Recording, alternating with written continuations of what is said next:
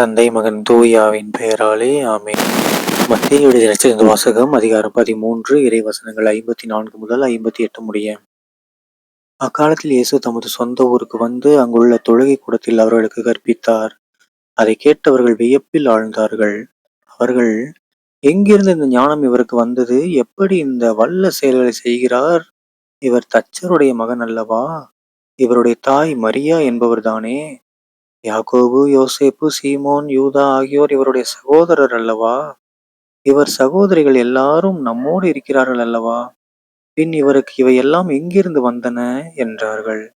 இவ்வாறு அவரை ஏற்றுக்கொள்ள அவர்கள் தயங்கினார்கள்.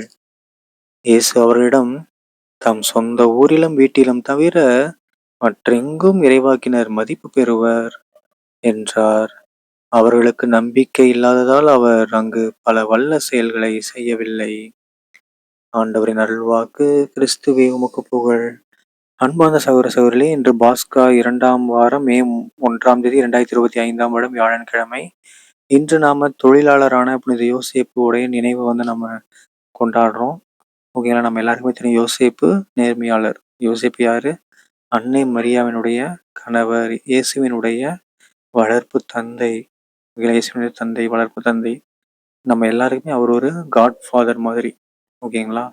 ஸோ சூசையப்பர் நம்முடைய பாதுகாவலர். நம்ம பாட்டே இருக்கு, சூசையப்பர் பாட்டு இருக்கு. என்னது? எங்கள் காவலாம் சூசை தந்தை.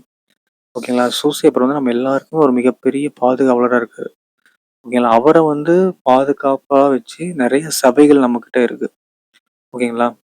ஸோ நிறைய நம்முடைய கிறிஸ்துவ மறைபரப்புல பல சபைகளுக்கு இவர் ஒரு பாதுகாவலராக இருக்காரு. ஓகேங்களா? அண்டு இவரை பத்தி நம்ம எல்லாருக்குமே தெரியும்.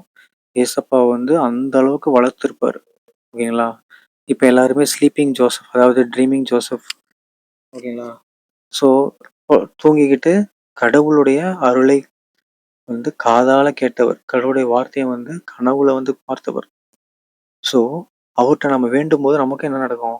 நம்ம வாழ்க்கையில் ஏற்படக்கூடிய பல குழப்பங்கள்லாம் இருக்கும். என்ன பண்ணலாம், எது பண்ணலாம், என்ன டெசிஷன் எடுக்கலாம்னு ஒரு குழப்பத்தில் இருக்கும்போது அவர்கிட்ட நம்ம அவர் வழியாக வேண்டிட்டு படுத்தோம்னா நம்ம கனவுல அதற்கான தீர்வு கிடைக்க வாய்ப்பு இருக்கு. ஓகேங்களா?